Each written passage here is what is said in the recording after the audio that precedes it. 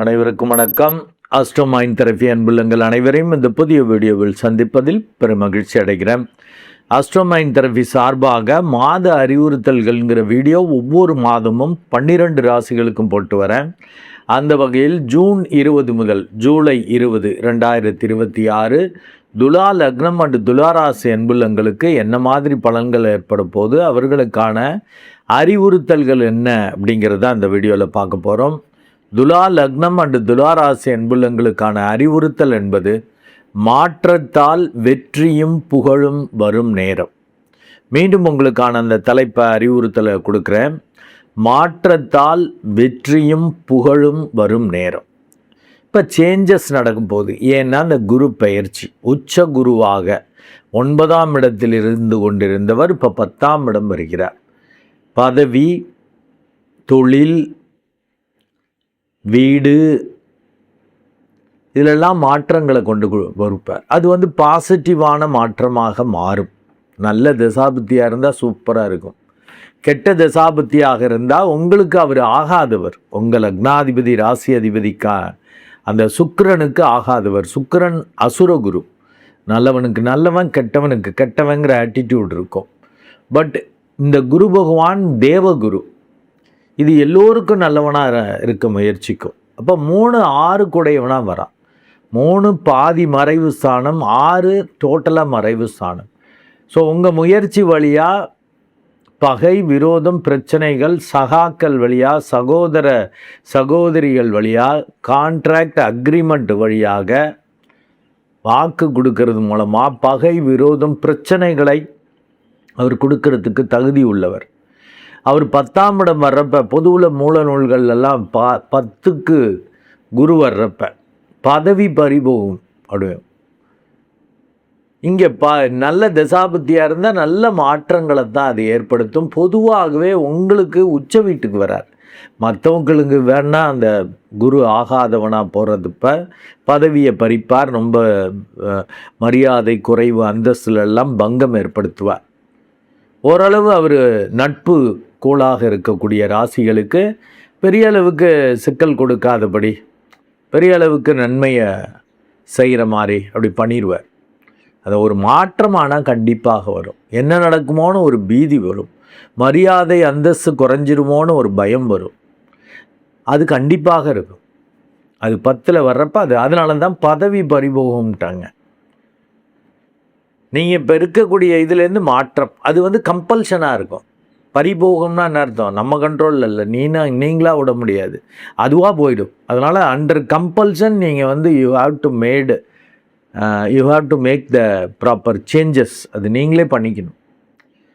இல்லாட்டி the changes automatically happen to you அப்படின்னு அர்த்தம். அது பாட்டுக்கு நடக்கும், உங்கள் கண்ட்ரோலில் இருக்காது. அது மாதிரி வரும். உச்ச வீட்டில் இருக்கிறப்ப பொதுவாக ஆட்சியாகவோ உச்சமாகவோ ஒரு கோள் இருக்குன்னா பெருசாக கெடுக்காது.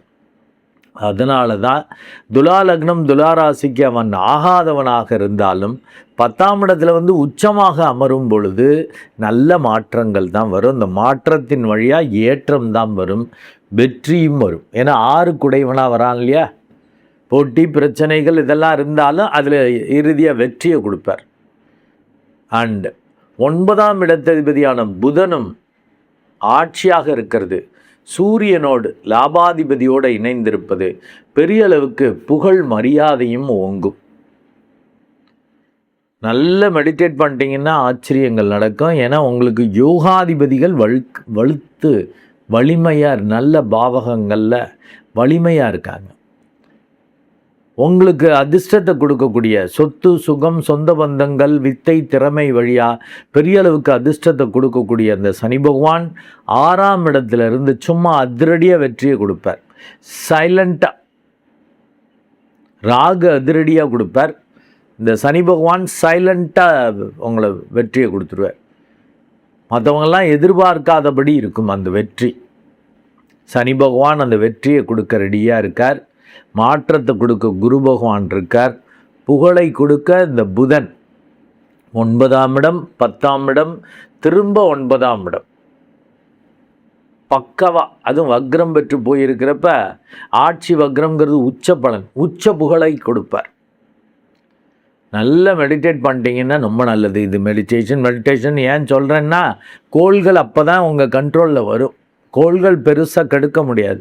அது மாதிரி சூழல் வந்தாலும் மெடிடேட் பண்ணுறப்ப சமநிலையில் நீங்கள் பிஹேவ் பண்ண முடியும். இல்லாட்டி 5ல் உள்ள ராகு வித்தியாசமாக ஏதாவது பிஹேவ் பண்ணி கெடுத்து விட்ருவார். அண்டு 11ஆம் இடத்துல இருக்கக்கூடிய கேது பேராசையை தூண்டி தேவையற்ற ஆராய்ச்சி, தேவையற்ற ஒரு ஒரு ஒரு இது வர்ற மாதிரி, ஒரு விரக்தி வர்ற மாதிரி. ஆராய்ச்சி விரக்திக்கு அவர் அதிபதி. அவன் 11ல் பாதக ஸ்தானத்தில் இருக்கிறதால ஆராய்ச்சி விரக்தி வந்து பெரிய பாதகத்தை ஏற்படுத்தும். இந்த மாதிரி பெரிய நல்ல மாற்றத்தால் அந்த வெற்றியும் புகழும் கிடைக்கிறத நீங்கள் கெடுத்துக்கிற மாதிரி ஆகிடும். ஏன்னா 5ல் ராகு இருக்கிறது ராகு சனியை போன்று. அது நல்லது, யோகத்தை அதிர்ஷ்டத்தை தான் கொடுக்கும். என்னதான் இருந்தாலும் பாவக்கோள்கள் 5, 9ல் இருக்கக்கூடாது. பாபக்கோள்கள் கேந்திரத்தில் இருந்தால் நல்லது. 5ல் இருக்கிறப்ப வித்தியாசமாக ஏதாவது பேசி வித்தியாசமாக ஏதாவது செஞ்சு கெடுத்து விட்டுருவீங்க. பேராசையோடு செயல்படுற மாதிரி இந்த கேது தூண்டுவார். உங்களுக்கு சரலக்னம் சரராசிங்கிறதால பேராசை பெருநஷ்டம் ஆகிடும், ஜாக்கிரதை. இப்போ மாற்றங்கள் வர்றப்ப பயப்படாதீங்க. உங்கள் லக்னாதிபதியும் 8 கூடையவனாக வர்றதால தான் பயம் வரும். அவனும் 10ஆம் இடத்தில் குருவோடு இணைந்திருக்கிறார். இந்த எது வரைக்கும் இருக்கார்? 5, 7 வரைக்குமே அங்கே இருக்கார். அப்போ வேலை தொழில் ரீதியாக ஒரு பயம், இனம் புரியாத பயம், என்ன நடக்குமோன்னு ஒரு பீதி, நெகட்டிவாக நடக்கிற மாதிரி தான் ஒரு ஃபீல், அது மாதிரி தான் வந்துருமோ நம்ம, அப்படி ஒரு பயங்கர குழப்பம் வரும். ஆனால் 5 குடைவன் 9 குடைவன் வலுக்கிறதால உங்களுக்கு சூப்பராக இருக்கும்.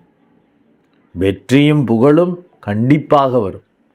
மாற்றத்தை கண்டு பயப்படாதீங்க. பொதுவாகவே மனிதர்களுக்கு அப்படியே பழகின இடம்னா நல்லா இருக்கும். ஒரு புதிய இடம், ஒரு மாற்றம் வருது அப்படின்னாலும் பயம் வரும்.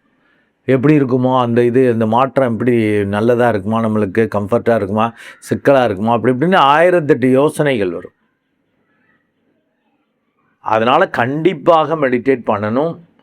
அப்போ 11 உள்ள கேது பெரிய அளவுக்கு விரக்தியையோ பெரிய அளவுக்கு ஆராய்ச்சியையோ கொடுக்காமல் தப்பிக்க வைப்பார்.